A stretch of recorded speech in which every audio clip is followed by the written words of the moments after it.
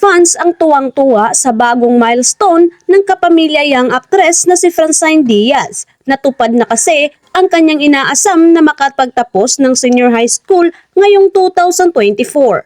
Masayang balita ay proud ang ibinandera ng Star Magic ang kanilang social media pages. Sa Instagram, makikita ang ilang moments ni Francine na kanyang graduation day sa Southvale International School. May mga pictures din ang young actress kasama ang kanyang mga magulang, pati na rin mga kaklase. That's our chin. Minsahe pa, your Star Magic family will always be here to support your endeavor. Sa dulo ay may hashtags pa na tatak Star Magic. Sa comment section, maraming netizens ang proud at bumilib sa achievement ni Francine Diaz. Narito ang ilan sa mga nabasa naming komento. Congrats Francine, nakaka-proud lang yung determination ninyo ni Seth, work and study, pinagsabay. Breadwinner pang ng family, happy kami para sa inyo. You both deserve all the love and support. God bless you and more blessings projects to come. Congrats Jenny, nakaka-proud ka.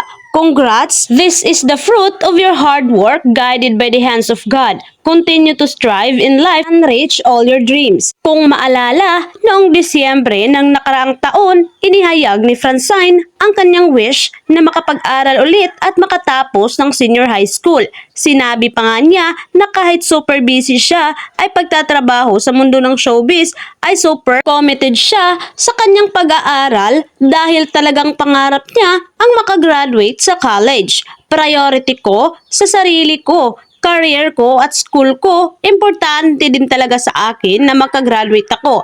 Pagbabahagi ni Francine Diaz sa isang panayam. Planong kumuha ni Francine Diaz ng kursong may kinalaman sa pagninegosyo. Ang gusto ko po, mag-business management ako. Pero hindi ko alam, wag naman sana kapag dumating yung panahon na hindi na ako yung tinitangala or maingay. Meron akong buhay outside showbiz, ang praktikal na paliwanag ng dalaga. Si Francine Karel Cian Diaz o mas kilala bilang Francine Diaz ay ipinanganak noong Enero 27, 2004. Ay isang Pilipinong artista at modelo. Sinimulan niya ang kanyang karera sa edad na 10, gumaganap ng mga minor de edad at sumusuporta sa ilang mga programa sa telebisyon tulad ng mga batang bersyon ng mga pangunahing tauhan. Sumikat siya matapos gumanap bilang Cassandra o Cassie Mondragon sa seryeng Kadinang Ginto. Kabilang sa kanyang mga parangal ang isang Box Office Entertainment Awards at 2 Anak TV Awards. Pinangalanan siya